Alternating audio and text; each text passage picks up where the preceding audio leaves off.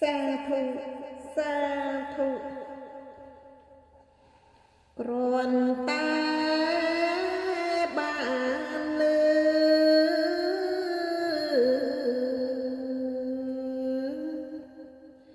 ធម៌ទេសនា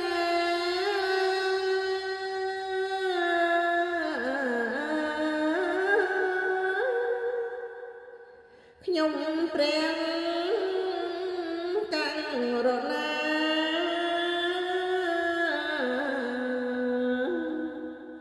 រីងរីក្រៃប៉ុន្តែព្រះអង្គសង្ខេបខ្លីតែមានអត្ថន័យខ្លឹមសារណាំងកិនចង់អង្វរព្រះគុណណាតែពុំហ៊ានឡើយណាអង្គម្ចាស់ពីរួងអ្វីម្លេះ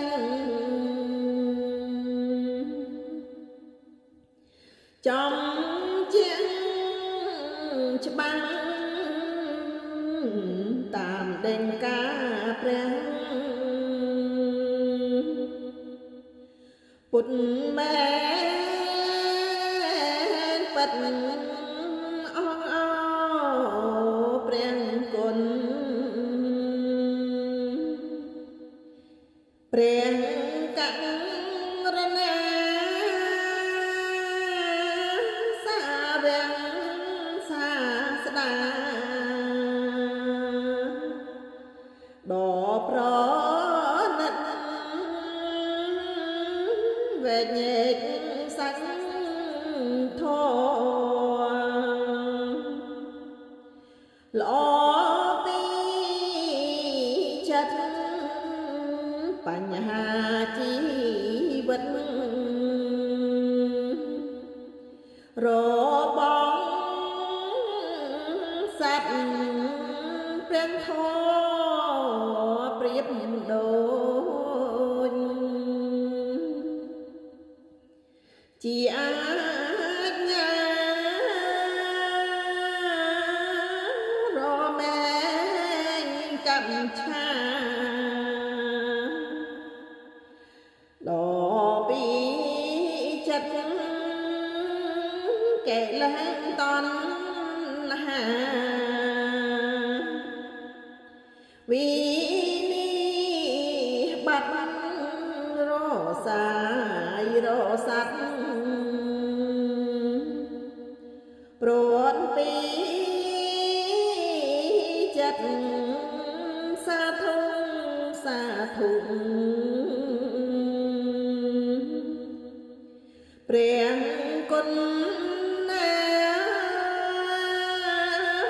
ឥឡូវចប់ហើយសោកស្ដាយពិត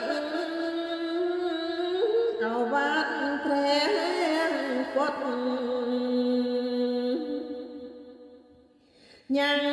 សុចចរិតឲ្យចេះអាណិតគិតមេតាមានចិត្តអភ័យនឹងសន្តំបានកើតលែងត្រង់សត្វនេះហើយអំណាចនៃសន្ធាយល់ព្រះធម៌មាពីរួណាំង សូមស្មាទានរតនត្រ័យទីពឹងរាល់ថ្ងៃយ៉ាងច្បងច្បាំងរាំងស្មីដោយជីវិតគិត